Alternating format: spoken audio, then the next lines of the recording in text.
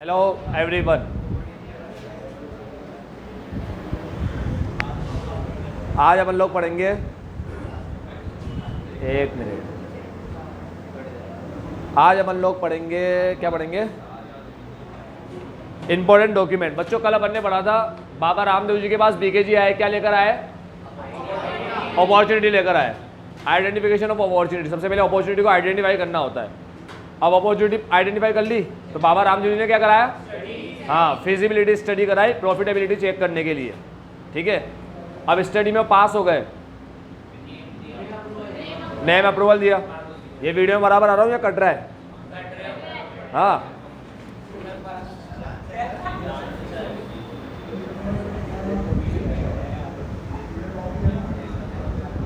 हाँ, तो बच्चों फिर नेम अप्रूवल दिया, उसके बाद क्या? नेम अप्रूवल देने के बाद सिग्नेटरीज को फिक्स किया जो डॉक्यूमेंट में साइन करेंगे। अब सिग्नेटरी तो आ गए डॉक्यूमेंट में साइन करने के लिए। अब डॉक्यूमेंट कैसे आएगा? डॉक्यूमेंट को लेकर आएंगे प्रोफेशनल, प्रोफेशनल को अपॉइंट करेंगे, वही डॉक्यूमेंट को प्रिपेयर करेंगे। प्रोफेशनल को अपॉइंट करेंगे, वही डॉक्यूमेंट को प्रिपेयर करेंगे। अब आज अपन देखते हो डॉक्यूमेंट क्या होते हैं। सबसे पहला डॉक्यूमेंट आता है हमारा मेमोरेंडम ऑफ एसोसिएशन। बच्चों बहुत इंपॉर्टेंट चीज पढ़ाने जा रहा हूं, टिक लगा लेना उसको। मेमोरेंडम ऑफ एसोसिएशन में टिक लगाना, important document of a company. Tick लगा लो, important document of a company. सबसे इंपॉर्टेंट डॉक्यूमेंट है मेमोरेंडम, सबसे इंपॉर्टेंट डॉक्यूमेंट। समझ गए? मेमोरेंडम के बिना कंपनी रजिस्टर हो सकती है क्या? बच्चों कंपनी बनेगी नहीं मेमोरेंडम नहीं होगा तो। सुना क्या बोला? मेमोरेंडम नहीं होगा तो कंपनी ही नहीं बनेगी। तो मेमोरेंडम क्या हो गया कंपनी के लिए सबसे इंपॉर्टेंट डॉक्यूमेंट। ठीक है, इससे बिना कुछ काम ही नहीं हो सकता। आगे लिखा हुआ है, टिक लगा लेना, no company can be registered without the memorandum. Tick लगा लेना, no company can be registered without the memorandum. Memorandum के बिना कोई कंपनी रजिस्टर हो ही नहीं सकती। उसके बाद फिर टिक लगाना, मेमोरेंडम को लाइफ गिविंग डॉक्यूमेंट बोलते हैं। It is called life giving document. ठीक है, क्योंकि कंपनी रजिस्टर होती है ना, तो कोई कंपनी थोड़ी आती है रजिस्टर होने के लिए कि कंपनी चल के आ रही है कि रजिस्ट्रार के पास बोल रही है मुझे को रजिस्टर करो। डॉक्यूमेंट जाते हैं और डॉक्यूमेंट के बेस पे डॉक्यूमेंट जब रजिस्टर होते हैं तो डॉक्यूमेंट के रजिस्टर होने को ही क्या बोलते हैं? कंपनी का रजिस्टर होना। समझ गए? रजिस्टर क्या होता है? डॉक्यूमेंट्स। और डॉक्यूमेंट का रजिस्ट्रेशन को क्या बोलते हैं? बच्चों रजिस्टर क्या होता है? और डॉक्यूमेंट के रजिस्ट्रेशन को क्या बोलते हैं? कंपनी का रजिस्ट्रेशन होना। क्या बोलते हैं? कंपनी का रजिस्ट्रेशन होना। तो रजिस्टर क्या होता है? डॉक्यूमेंट। क्या होता है? उसी को ही क्या बोलते हैं? कंपनी का रजिस्ट्रेशन होना। समझ गए? कोई कंपनी नहीं जाती मुझे रजिस्ट्रेशन कर दो। कौन करता है रजिस्ट्रेशन? कौन करता है? आरओसी। कंपनी को रजिस्टर कौन करता है? डॉक्यूमेंट प्रिपेयर कौन करता है? प्रोफेशनल। ठीक है, चलो अब मेमोरेंडम में क्या लिखा होता है बता दूं। पहली चीज लिखी होती है, 6 क्लोज मिलेंगे मेमोरेंडम में। 6 क्लोज। पहला क्लोज है नेम क्लोज। बच्चों क्लोज पता है क्या होता है? हाँ, क्या? अरे पागल है। क्लोज का मतलब होता है जैसे तुम लोग पॉइंट वाइज लिखते हो ना, पॉइंट 1, पॉइंट 2, पॉइंट 3। ठीक है, ऐसे क्या होता है जो भी डॉक्यूमेंट्स होते हैं उसमें पॉइंट वाइज लिखे हुए नहीं होते, उसमें क्लोज 1, क्लोज 2, क्लोज 3 ऐसे लिखे होते हैं। समझ गए? क्लोज का मतलब क्या है? जैसे अपन कोई चीज को लिखते हैं ना point wise, point 1, point 2, point 3। Document में कोई चीज लिखी हुई होगी तो क्लोज वाइज लिखी होगी, क्लोज 1, क्लोज 2, क्लोज 3। समझ गए? क्लोज एक तरीके से डॉक्यूमेंट का पॉइंट्स को बोलते हैं। जो पहला क्लोज मेमोरेंडम के अंदर पहला पॉइंट यानी कि पहला क्लोज कौन सा होता है? Name close. याद रखना पहला तो नेम क्लोज ही होगा। नेम क्लोज में क्या लिखा होता है?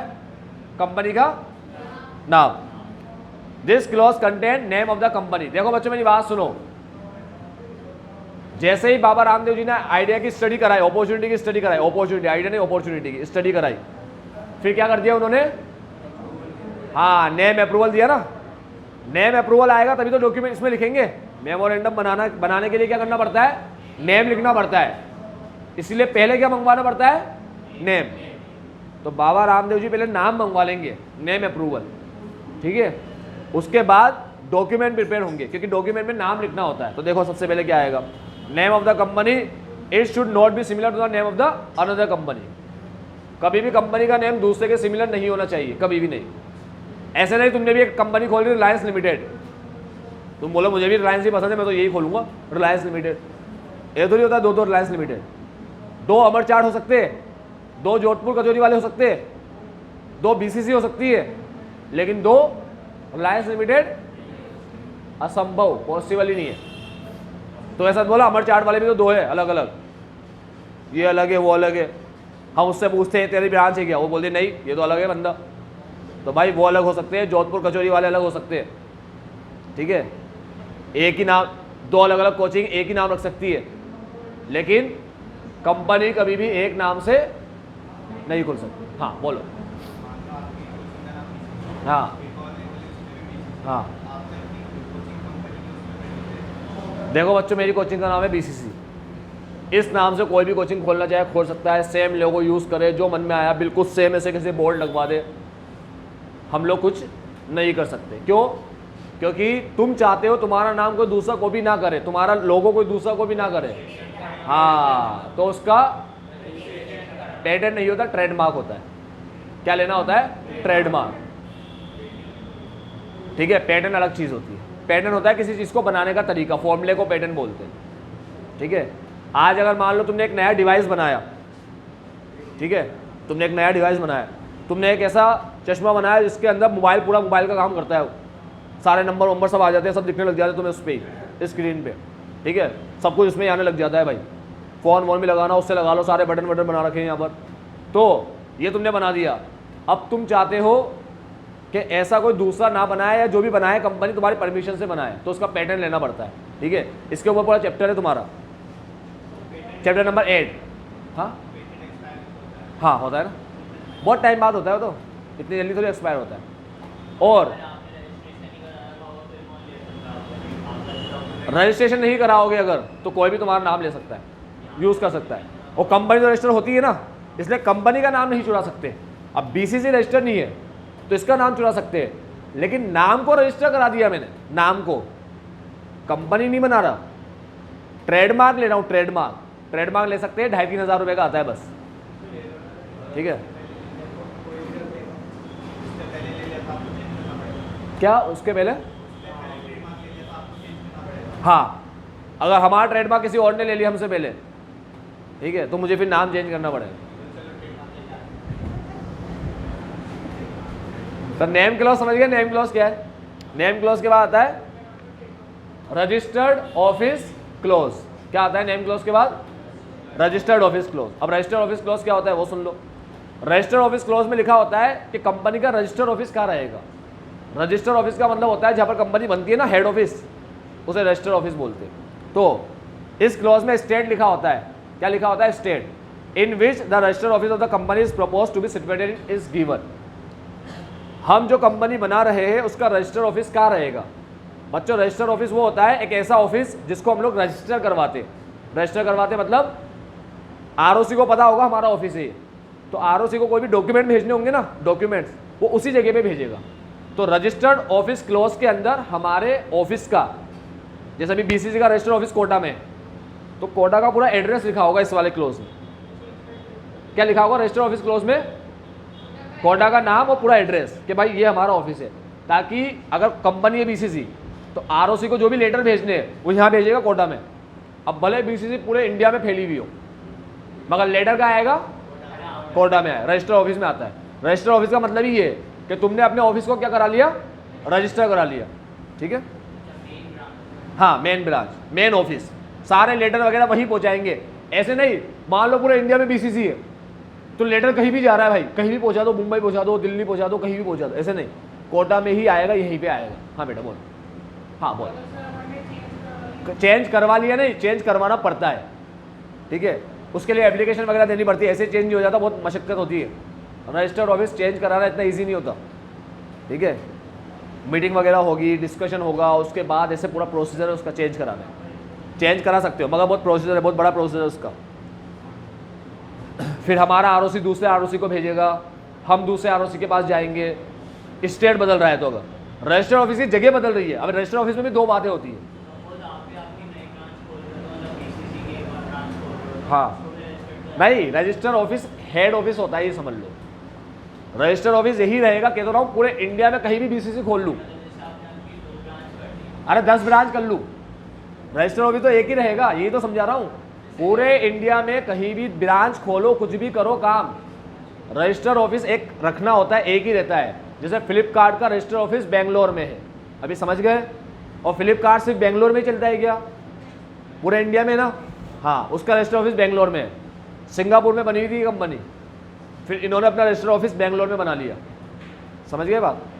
चलो, ऑब्जेक्ट क्लॉज बच्चों, ऑब्जेक्ट क्लॉज क्या होता है? ऑब्जेक्ट क्लॉज का मतलब यहाँ पर कंपनी के ऑब्जेक्ट लिखे होते हैं, यानी कंपनी क्या करेगी। जैसे पतंजलि का ऑब्जेक्ट बताता हूँ क्या है।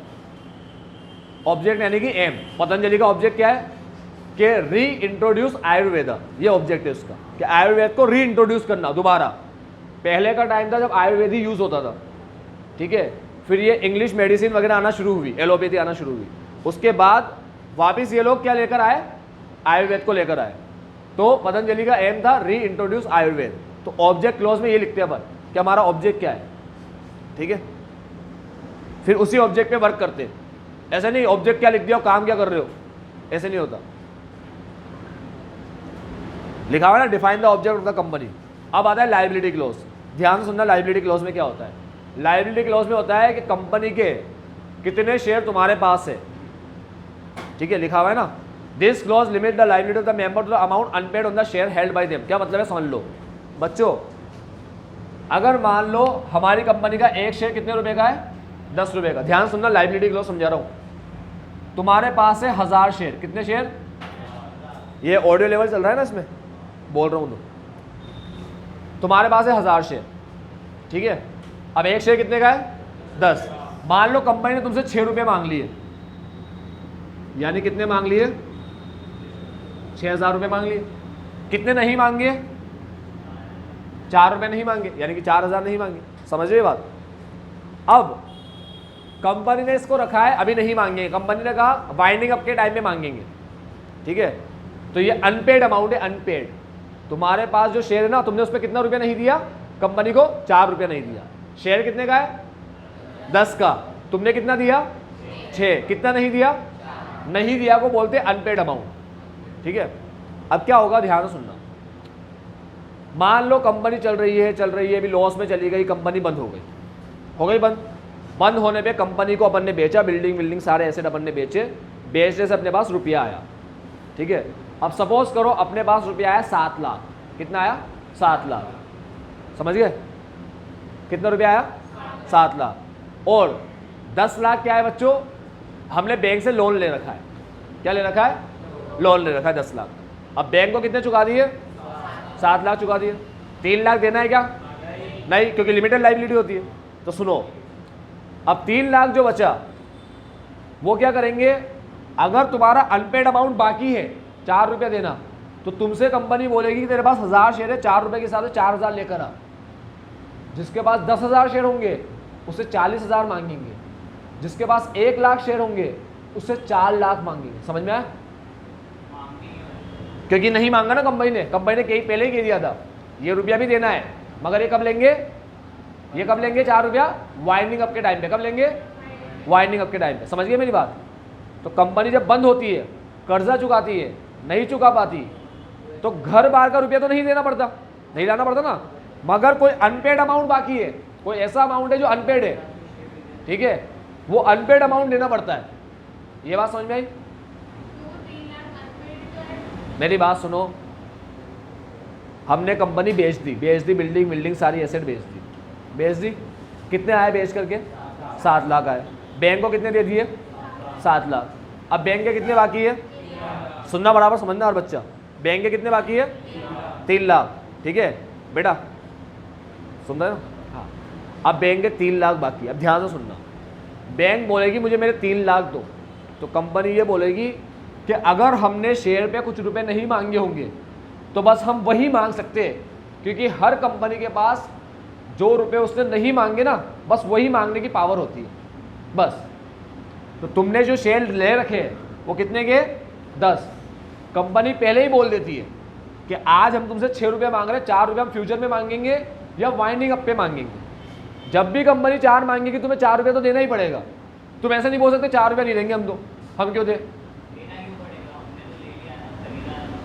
तो तुमने 6 रुपये तो दिया है बेटा, अभी 4 बाकी है ना। तुम 10 की चीज़ लेकर बैठे हो, तुम्हारे पास बैठे हो ना, 6 रुपया तुमने दे दिया, 4 कंपनी ने कहा अभी नहीं चाहिए मेरे को, मुझे बाद में देना। ठीक है, पहले ही बोल देती है कंपनी अभी नहीं चाहिए मुझे, बाद में देना। ठीक है, तो जब कंपनी बंद हो जाए मान लो और तब तुमसे 4 मांगे तो ये 4 तो देने पड़ेंगे। ठीक है, अब सपोज करो तुमने 1000 शेयर खरीदे, एक शेयर कितने का है 10 का, तुमने पूरे 10 रुपये दे दिए। कितने रुपए दे दिए? पूरे दे दिए 10,000। अब कंपनी बंद हो गई, 7 लाख चुका दिए, 3 लाख बाकी है, तो अब कंपनी तुमसे 1 रुपया भी मांग सकती है? नहीं, अब नहीं मांग सकती। मांग भी ले तो देना मत, बोलना नहीं दे रहे, जो हो सके कर ले, कुछ भी नहीं कर सकती कंपनी। पहली बात तो कंपनी मांगेगी नहीं, मांगना तो बहुत दूर की बात, मना करना तो तुम्हारा बहुत दूर की बात रह गया। कंपनी पहली बात तो रुपया ही नहीं मांगेगी। क्यों? क्योंकि तुमने पूरा शेयर पे कितना रुपया दे रखा है? 10 रुपया दे रखा है। कौन से समझ में आया क्या बोला? कंपनी वही रुपया मांग सकती है और शेयर होल्डर को वही रुपया देना पड़ेगा जो नहीं दिया। यानी अगर तुमने 4 रुपया नहीं दिया ना तो 4 रुपया तुम्हारे को देना बाकी है, ये कर्जा है तुम्हारा, समझ गए? यानी कि लायबिलिटी। ठीक, कंपनी अगर बंद, सब कंपनी बंद हो गई, मान लो 11 लाख रुपया आया तो 4 रुपये मांगेगी? नहीं मांगेगी। तब तो 10 लाख बैंक को देगी और 1 लाख तुम में बांट देगी। हाँ सर, मान लो 50 लाख आया तो 10 लाख बैंक को देगी, 40 लाख तुम में बांट देगी पूरा। हाँ, कौन रखेगा? अरे तुम्ही तो मालिक हो, शेयर होल्डर तो मालिक है। मालिक कुछ नहीं रखेगा, तुम ही तो रखोगे रुपया, समझ रहे हो? शेयर होल्डर में तो बढ़ेगा रुपया। जब नुकसान उठाने को तुम लोग तैयार हो तो फायदे के लिए तुम ऐसे बोले अब नहीं मिलेगा रुपया, तुम बोलोगे यार ये कौन सी बात है, जब नुकसान होता है तो हमसे मांगते हो। ठीक है, डायरेक्टर को कुछ भी नहीं। कंपनी बंद होने पे सारा रुपया बचने के बाद कर्जा चुकाकर जो बच जाता है वो सारा शेयर होल्डर में बटता है। डायरेक्टर तो जो सर्विस दे रहा है उसको सर्विस का चार्ज मिलता है, उसमें बटता नहीं है रुपया, समझो। वो कोई सर्विस तुम्हें दे रहा है तो सर्विस का चार्ज लेगा वो, तो बस खत्म। डायरेक्टर हमारी कंपनी संभालता है तो डायरेक्टर को सैलरी मिलती है। ठीक है, इसलिए डायरेक्टर कभी नुकसान में नहीं जाएगा। क्यों नहीं जाएगा? क्योंकि उसको सैलरी मिल रही है ना काम की। ठीक है, शेयर होल्डर फायदे में भी आता है, नुकसान में भी चला जाता है। ठीक है, और बोलो बस। हाँ हाँ हाँ हाँ, उस पर ही होगी बात। हाँ हाँ, उसका चार्जेस लेता है ना, उसका चार्जेस गवर्नमेंट जो भी बनता है ना वो कंपनी के उसमें से ही देती है उसको, पहले वो अपना चार्जेस लेता है। किस पे? हाँ, उस पर भी टैक्स लगता है, कैपिटल गेन टैक्स। हाँ हाँ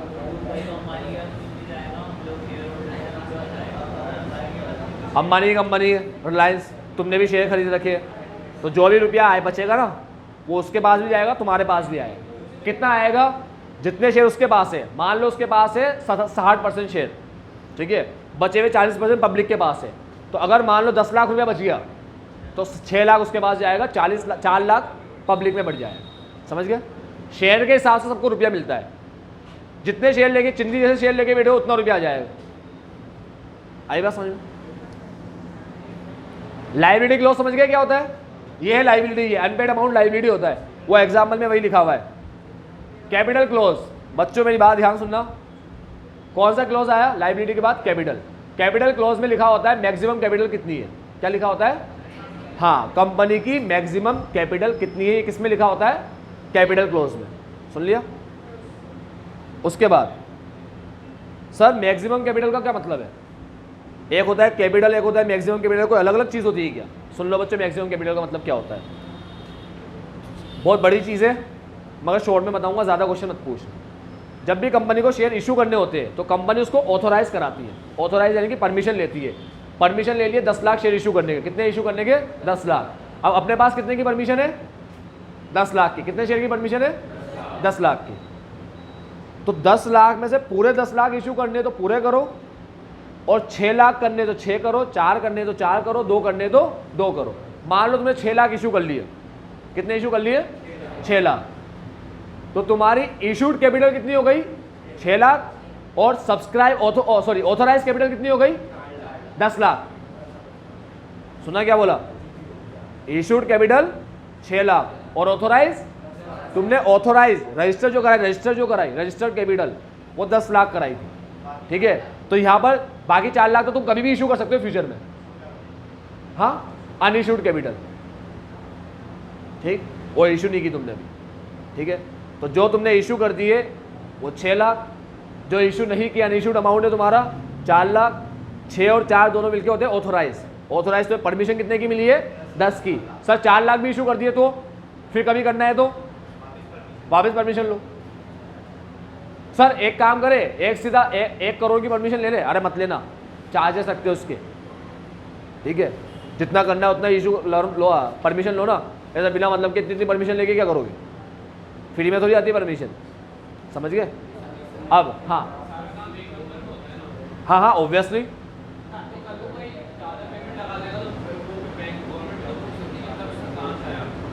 मतलब मेरी बात सुनो, अब ये बताता हूं इसके बाद, पहले ये बता दूं कैपिटल क्लोज। कैपिटल क्लोज में क्या लिखेंगे? 6 लाख, 4 लाख या 10 लाख? 10 लाख। क्या लिखेंगे? लिखा हुआ है, पढ़ो, मैक्सिमम कैपिटल लिखना है। क्या लिखा है? Maximum capital will be authorise, which will be authorise to raise. Authorise लिखना है। ऑथोराइज का मतलब होता है 10 लाख। याद रखना 10 लाख लिखना है, 6 मत लिख देना। लास्ट क्लोज हमारा आखिरी वो होता है एसोसिएशन क्लोज। एसोसिएशन का मतलब होता है जुड़ना, मिलना, लोगों का मिलना, उसे एसोसिएशन बोलते हैं, ठीक है। तो आखिरी क्लोज में क्या होता है? जितने लोग जुड़े होते हैं उनके नाम होते हैं। तो देखो क्या लिखा है, the association close provide confirmation, confirmation है that all individual that have signed at the bottom of the memorandum intend to be a part of the company। तुमने कभी भी कोई ऐप वगैरह को डाउनलोड करोगे ना, तो उसमें याद है क्या लिखा होगा? उसमें लिखा होगा टर्म्स एंड कंडीशन आएगी, उसमें लिखा होगा आई एग्री, मैं एग्री करता हूँ, ऊपर लिखी हुई सारी बात सही है, ठीक है। तो मेमोरेंडम के अंदर एसोसिएशन क्लॉज में याद है क्या लिखा होता है कि नीचे जिन्होंने भी साइन किए ना अभी यहाँ मेमोरेंडम में, वो सारे अपनी मर्जी से साइन किए, अपनी इच्छा से, मतलब किसी को जबरदस्ती पकड़ के नहीं लेकर आए, क्योंकि जबरदस्ती पकड़ के किसी को मेंबर नहीं बना सकते कंपनी, ठीक है। तो साइन करना पड़ेगा। Confirmation that all individual that have sign at the bottom of the memorandum intend to be a part of the company. जिसने भी साइन किया है वो कंपनी का पार्ट बनना चाहता है, सोच समझकर, ठीक है, किसी को मामू बनाया नहीं गया।